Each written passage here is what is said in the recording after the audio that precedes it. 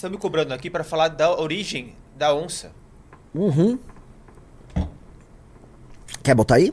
Está na tela. Ó, pra quem não sabe, a NCE Filmes é a empresa de filmes do meu irmão, né? E, pô, hoje tem um dia de ficar contando história aqui. Posso ficar contando história aí, galera? Pode! Então vamos lá. Então antes de ir pra parte de missão 2019, né? Vamos começar a contar a história.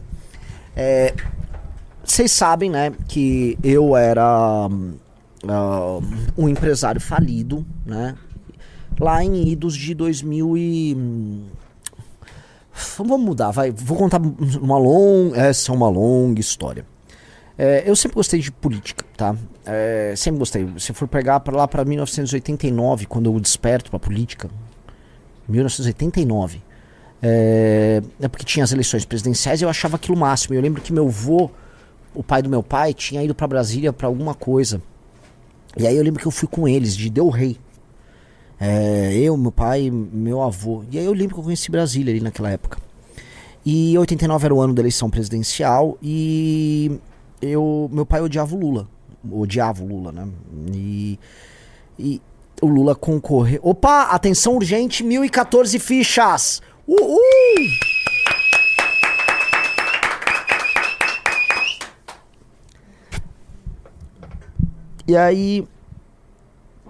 E aí, né, a gente foi pra...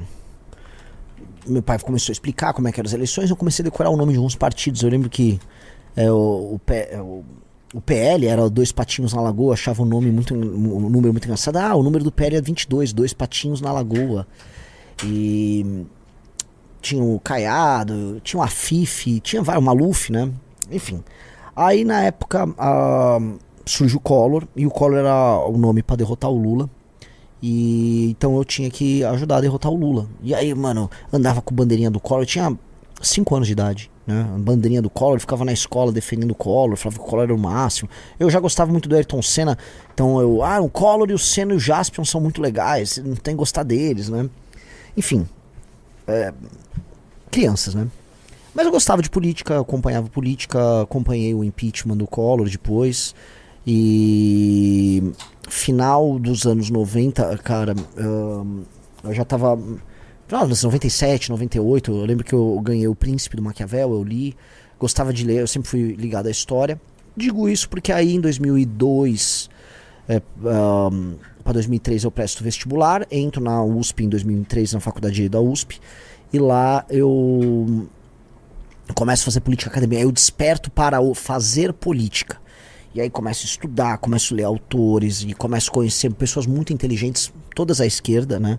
Mas pessoas brilhantes, né? E, assim, minha grande escola foi a Faculdade de Direito da USP, tanto que isso me estragou. Eu não gostei do curso, achei o curso de Direito chato, mas fazer política no Centro Acadêmico 11 de Agosto, que sempre foi, ou seja, não sei se ainda é, o centro acadêmico mais rico do Brasil,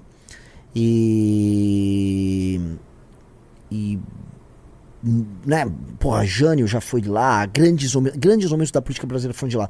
Aí eu montei meu primeiro partido, que era o Movimento Resgate Arcadas, né?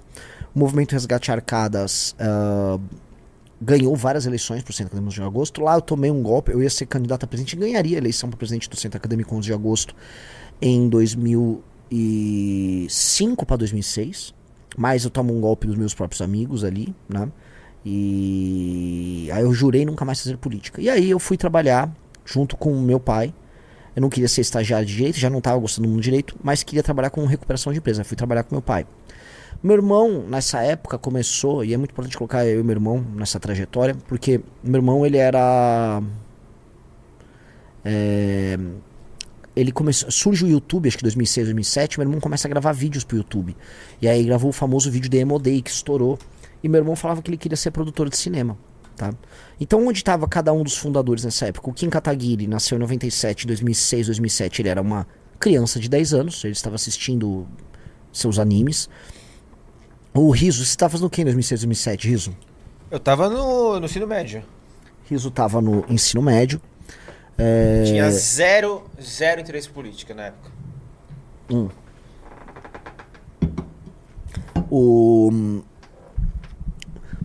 O Pedro Deirô estava discotecando e começando preparar o caminho para fazer sucesso com o bonde do rolê. O Pedro acaba ficando famoso ali entre 2007 e 2008, famoso mundialmente. E ali eu começo a trabalhar com recuperação de empresa. Meu irmão começa a gravar os vídeos dele no YouTube. A gente monta uma produtora do YouTube, uma das primeiras de humor do Brasil, tá? Que chamava Los Gringos Produções. Só que era tudo, né, o YouTube não pagava, era tudo muito tosco, muito rude, mas era divertido. E aí meu irmão ficou com isso na cabeça. Só que aí, né, eu e meu pai, a gente começa a recuperar várias empresas, começa a sair daqui e ali e tal, tudo aquilo que depois virou os ataques dos 400 milhões. Meu irmão vem trabalhar conosco, especialmente no financeiro, então eu sempre ficava muito no operacional, comercial, meu irmão no financeiro, a gente trabalhando aqui, numa ali e tal. Até que isso vai cansando e vem a crise de 2011, né? 2009 eu vou para famosas viagens para Suécia e tal. Aí 2011, 2012 o meu irmão se cansa disso, né? E aí meu irmão ele quer ir trabalhar com o que ele gosta. Ele vai estudar cinema e aí ele se muda para São Paulo. Acho que 2013 ele se muda para São Paulo, 2013. E eu também percebo que aquele mundo lá do que eu tava trabalhando tava me deixando mal. Comecei a ter depressão, ficar trabalhando com coisas que eu não gostava, enfim. Aí, 2013, meu irmão funda essa aí que tá na tela, a NCE, tanto que chama, no começo ele chama 2013 Filmes, né? MMXII, né? Que é de 2013. E nessa época ele fala em montar um escritório em São Paulo. Eu, nessa época, organizo uma manifestação, na verdade eu roubo uma manifestação da esquerda nas famosas jornadas de 2013. Ali em 2013 a gente conhece o Pedro Deirô. A gente conhece o Pedro Deirô, Riso, em 7 de setembro de 2013. Caramba! Olha que épico, né? A gente fez uma festa num sítio, chamou um Pedro e lá eu conheci o Pedro e a gente falou, mano, vamos juntar produtora musical, produtora de cinema, vamos trabalhar com política e tal. Aí eu fiquei falando de libertarianismo com o Pedro, enfim... E o Pedro é um cara que diz, pô, o Pedro fez sucesso, Pedro... Né, o Paul McCartney citava o Pedro, né? O caralho, o Pedro é pica, meu Deus, caralho, que animal. Aí eu fiquei de virar compositor pros artistas do Pedro, você sabia disso? O Pedro tinha lançado Banda UO, ele é um dos caras que descobriu o Pablo Vittar.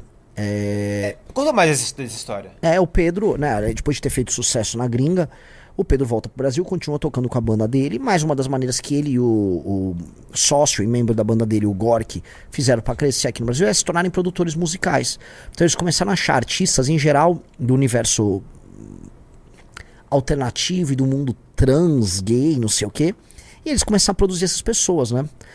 Então tá aí, ó, como um fundador do MBL deu o pontapé inicial para a carreira de Pablo Vittar, né? Matéria. E sabe de quem é essa matéria? Quem? Não acredito. Não acredito. Grandes jornalistas sabem identificar grandes movimentos políticos. Posso falar? Eu lembro perfeitamente do dia. Cadê minha câmera que sumiu? Enfim, dane-se. Eu lembro perfeitamente do dia que eu estava lá no escritório do MBL. O Pedro me chamou no canto e abriu o notebook dele pra mim e falou: olha só essa artista que eu tô fazendo vídeo. E era Pablo Vittar. ninguém conhecia nada, assim, muito louco isso. E o Pedro, ele era um produtor e tal. E eu me lembro, cara, olha só como é que é a história. Havia uma outra Pablo Vittar que eles estavam lançando. Uma outra, que chamava Mitra. Não. Chamava Mitra. Mitra. Olha as coincidências do mundo. E aí o Pedro falou: Renan, você é compositor, né? Eu falei: sou. Escreve umas músicas. Cara, eu saí fazendo letra dar com pau. Aí tinha uma boy band também que o Pedro tava produzindo. E ele falou: escreva música, toma ele música pra... Então eu além de tudo, antes de fundar o MBL, eu tava escrevendo letras de música pra esses artistas do Pedro, né? E o Pedro: pô, você escreve bem, manda aí, não, melhor isso aqui. E a gente foi desenvolvendo uma amizade, né? E... louco isso, né? Você sabia disso ou não? Não sabia. Você escrevia pra ele, não sabia. Então, assim, só pra falar, eu escrevi uma letra trans pra uma cantora chamada Mitra. Acho que nunca deu certo. Não, acho que nem surgiu essa Mitra aí. Essas coisas que você revela no dia que o seu partido bate. Aí, vamos lá. Depois eu terminei com uma tatuagem do deus Mitra, né? Que não tem nenhuma relação com isso. Inclusive é um deus extremamente masculino, guerreiro, de uma religião de mistérios que mulheres não podem participar. Então o Mitra aqui não tem nada a ver com a Mitra ali, tá? Então, enfim. Prosseguindo. O tempo vai passando, a gente monta ali o escritório. O escritório era para trabalhar com uma espécie de ONG de ideias políticas, mais um movimento, mais uma produtora de vídeo, que era a NCE, do meu irmão, que tinha como símbolo uma onça, mais a produtora de bandas e artistas do Pedro, entendeu? E a gente rachava o aluguel. Só que assim, logo no começo eu trouxe, através de um cara de Vinhedo, que era um amigo meu, que era o Rubinho Nunes, um candidato a deputado estadual, porque o ano era 2014, que era o Paulo Batista. Aí a gente lança o Paulo Batista para deputado estadual, sem dinheiro nenhum, aí faz essa campanha do Raio Privatizador, que querem ver aí? Lógico. Que isso foi pro nosso primeiro hit, né? Não esse vídeo, era um outro, né? Mas esse foi o segundo e era muito bom. A guerra entre humanos e comunistas se alastrou por toda a galáxia. E apenas uma pessoa tem o poder de mudar este destino. Paulo Batista! Isso era muito bom, velho. Essa música eu compus no... Esse é o grande Fred Raul, um dos fundadores, que é sócio da Wake, que faz minhas camisetas de Mitra, tá? Essa música eu compus no... Como chama aquele aplicativo de música da Apple que vem? Que vem com... GarageBand. O GarageBand, eu fiz o GarageBand isso aí. Vai lá, pode ir. 5 de outubro, vote no Batista, raio privatizador.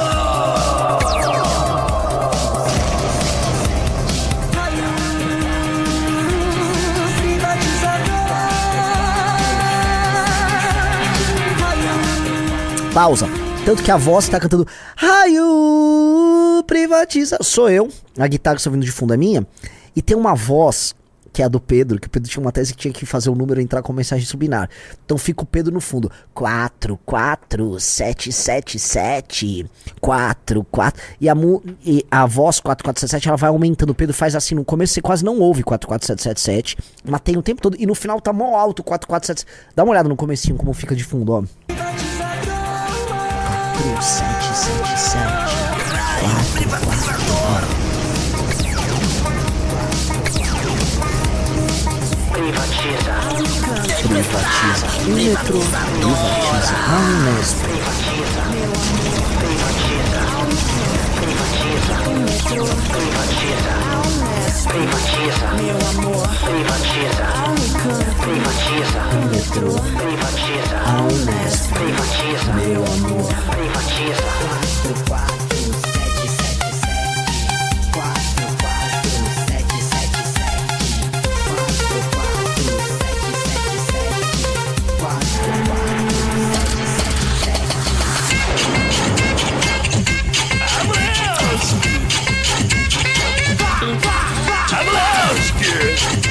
Abulewski!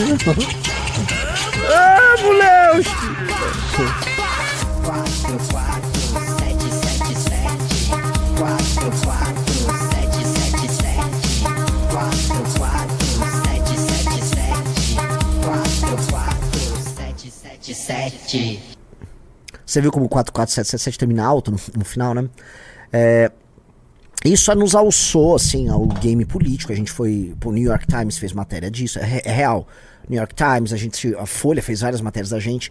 A gente começou a criar o que a gente chamava da estética da zoeira da direita no Brasil. E isso era muito inovador. A gente tá falando de 2014, galera. Isso é muito antes do Trump virar o fenômeno. Em termos de linguagem, de inovação na linguagem política, a gente é precursor de boa parte das coisas que aconteceram no mundo. Tá? E isso foi muito revolucionário para tudo que veio acontecer aqui no Brasil e no mundo. Então, boa parte dessas estéticas, dessa linguagem de forchan que a gente tem, tal, brincava com isso, com o que a gente tinha ali. A gente era, tipo assim, tava na vanguarda da vanguarda da vanguarda da vanguarda da vanguarda da linguagem. Bons tempos, assim, né? E isso fez a gente surgir. Mas assim, tô contando toda essa longa história, né, para chegar na questão partido. Desde o começo, desde a nossa fundação, a gente tinha entendido que precisamos ter um partido. Porque logo que, assim, quando a gente negociou pro Paulo Batista ser candidato a deputado estadual, ele já estava sendo sabotado pelo próprio partido. Assim, não deu, já estava sendo sabotado pelo partido. E a gente descobriu que o partido tinha todas as artimanhas e falou, puta, mano, a gente tá aqui no último da fila. E eu queria lembrar também uma coisa engraçada. Eu, né, já odiava o PT há muito tempo. Então em 2010, quando o Serra concorreu contra a Dilma, eu lembro que eu falei, cara, tá horrível a campanha dos caras. E aí eu falei, cara, vou tentar ajudar o PSDB. Eu fui no PSDB, eu passei o vídeo, eu fui lá e me filiei, eu e meu irmão nos filiamos no Bruno Covas, no final do Bruno Covas, lá na Lesp. E eu falei, gente, eu participei de eleições em centro acadêmico, eu conheço um pouco disso, eu queria ajudar vocês a reformular a juventude de vocês. Eles não, apareça numa reunião da juventude. Aí eu fui numa reunião da juventude do PSDB. Eles eram velhos. Eu falei, que porra é essa? Era um puta negócio chato pra caralho. Eu fui lá em 2010. Aí eu falei, nunca mais boto o pé nessa merda. E então, eu já tava com isso na cabeça, com o problema do partido.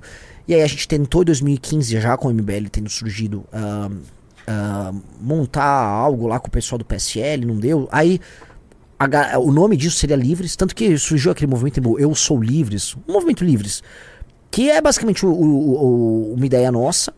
E o Fábio Osterman e uma turma que tava conosco achou por bem, não, vamos romper com o MBL, vamos ficar com o PSL, vamos variar o Livres. E aí eles terminaram tomando um toco em 2018, que chutaram essa turma pra fora e botaram o Bolsonaro pra dentro. E aí a história, você sabe, Bolsonaro presidente pelo PSL e tal. Mas quem começou as conversas com o PSL, pra ficar claro, fomos nós, né? Então, só pra vocês verem, o PSL, o 17, o Bolsonaro, fomos nós que abrimos essa conversa. Eu não vou falar quem, mas eu lembro que quando não rolou a conversa, me ligou um cara muito importante desse partido, né? Hoje do Pepuni. Falou, mas pra que você tá perdendo tempo discutindo aí de estatuto? Sabe quanto vai custar até 2016 você, né, negociar a legenda com um candidato a prefeito que vai ganhar? Não seja trouxa, homem. Aí eu, nossa, cara, não quero isso pra mim não, né? Por isso que eu acho muito engraçado que ficam esses vagabundos, ficam falando, porque eles, as tentações, meu querido, assim, não tinha um ano de fundação nossa, as tentações estavam todas lá, as tentações estão aí desde sempre. Gente com muito pouco poder acumulado num país como o Brasil consegue, vamos dizer, não resistir a deliciosas tentações que já te aparecem. A gente tá no 11º ano, né? Meio coisa de retardado isso, mas tudo bem, né? E aí a gente queria montar um partido, sempre quisemos. Quando a gente vai para as eleições de 2018, a gente estava meio abandonando a ideia de partido, porque a gente sentia, é muito difícil, né? A gente tinha visto a lei eleitoral, falou, isso é impossível, a gente não tinha dinheiro, o MBL não tinha grana. E nem estrutura, e assim, a gente tinha um problema que, quem é que vai coletar as fichas, né? Essa militância nossa que gosta do Bolsonaro, então era uma merda. E também a gente tinha conversado, à época eu tinha falado, por exemplo, com o Reinaldo Azevedo, ele falou, Renan, a estratégia mais inteligente pra vocês é se infiltrar em vários partidos, entre alguns no PSDB, outros no MDB, outros no DEM, não sei o quê. E aí a gente falou, talvez seja esse o único caminho. E nós fizemos essa estratégia e era uma bosta, né? Uma estratégia uma merda. Pessoal, like na live. Aí nossa, tá bonito o cenário amarelo e preto, Tá né? lindo. E esse roxinho destacando assim, tá bem legal, né? Tá parecendo aquelas lives de streamer, não tá? Tá. Não tá? E tá cheio de bagunça, um monte de coisa. Bagunça, Caneca, tá legal. quadro, ursinho não, é o oncinho ali. Tá bem legal, tá bem legal. Aí deixa eu falar um negócio, a gente precisa começar a vender já, né? Eu quero dizer que assim, já a gente vai criar uma coisa muito legal. Talvez pra live do MBL, né? A gente botar o contador. Vamos fazer assim. Vamos entrando todo mundo no livro amarelo? Vamos entrando. Lembrando o seguinte, eu vou precisar nós não vamos ter, por mais que falem, né? Não haverá fundo partidário quando o partido estiver pronto. E haverá um pequeno fundo eleitoral, que nós vamos usar. Cada centavo, vamos usar tudo. Do fundo é pequeno. Comparado com os outros partidos, vai ter bilhão de fundo eleitoral. A gente, com muita sorte, vai ter o quê? 3 milhões e meio. Que pra, né, dezenas de campanhas do Brasil não é nada. então vamos precisar de doação, vamos precisar de grana, a gente vai precisar tocar uma campanha e se Deus quiser vamos fazer história já nessas eleições aqui, 2026. 2026 nós vamos fazer história, nós vamos muito bem nas eleições.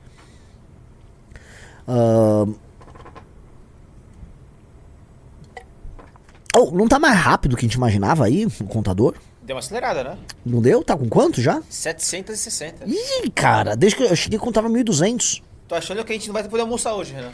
Vai ser na hora do almoço mesmo. E cadê? Eu vou fazer sozinho aqui. Quer que chame reforços? Reforços? Não, mas cadê? Não ia ter o Fonão, o Tutu. Era pra estar todo mundo aqui. Que galera babaca. Pessoal, só pra falar, vamos pro Twitter rapidão? Tá rolando lá já um tuitaço. Use hashtag Partido Missão, quem tem Twitter aí, hashtag Partido Missão, vamos postar, vamos crescer hoje, vamos lá.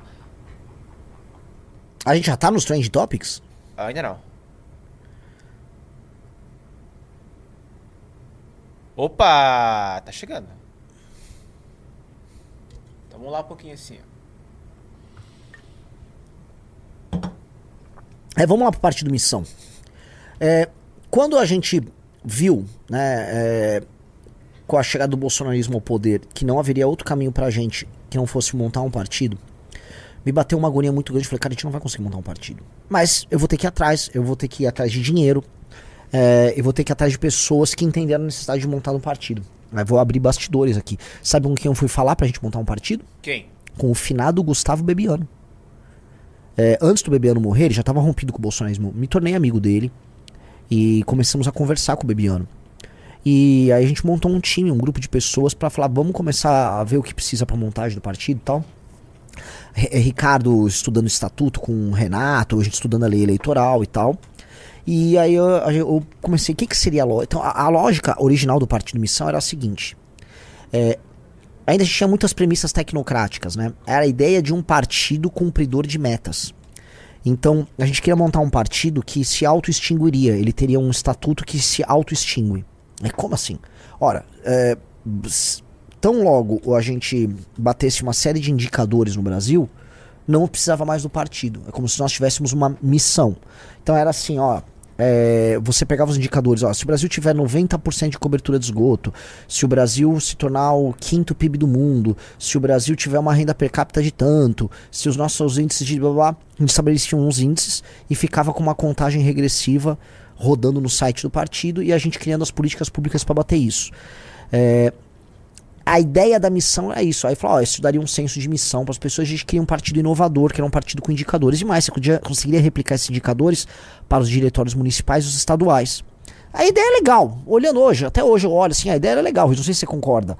Mas é babaca pra caralho. Porque, tipo, o quê? A história acabou? Eu bati um indicador, a história acabou? Tipo, na Suíça, a maior parte dos cantões e dos municípios, esses indicadores são todos batidos. E a história continua, os problemas continuam, a vida continua. Mas era babaca. Era legal, mas era babaca, assim. Então, a gente pensou outros nomes, Brasil Livre, mesmo MBL. O MBL, ele tem uma história, ele tem uma linha, ele tem que... o MBL vai continuar existindo, só pra entender, não vai alterar nada. O coração da operação chama-se Movimento Brasil Livre. Lembrando que não é um partido que terá um movimento. É um movimento que terá um partido. São duas coisas muito diferentes. Tá? Porque você tem o PT, aí você tem aquele monte de movimento social. Não, a lógica do partido é operar como movimento. E isso vocês precisam entender, porque a gente não vai se tornar burocrata. Tudo que importa de grandes forças militares ao longo da história, movimentos políticos, movimentos culturais, tudo se torna burocracia. O momento que o seu partido se torna burocracia, ele acaba. Trotsky já denunciava isso na Revolução Russa. Né? Reparem uma coisa, Apple, né, era uma empresa inovadora monumental. Né? Ela foi inovadora porque ela tinha uma tropa de inovadores. O Jobs era o mais óbvio deles. Né? Agora, quando o Tim Cook, ele morreu e assumiu o Tim Cook, que é acima de tudo um homem de operação, a Apple parece que ela engessou nessa capacidade inovadora dela.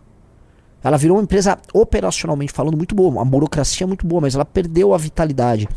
A gente não pode deixar a vitalidade morrer. Então a gente sempre será acima de tudo um movimento, tá? E eu acho que isso é central para o entendimento que a gente tem do que a gente precisa fazer, né, do que precisa ser feito.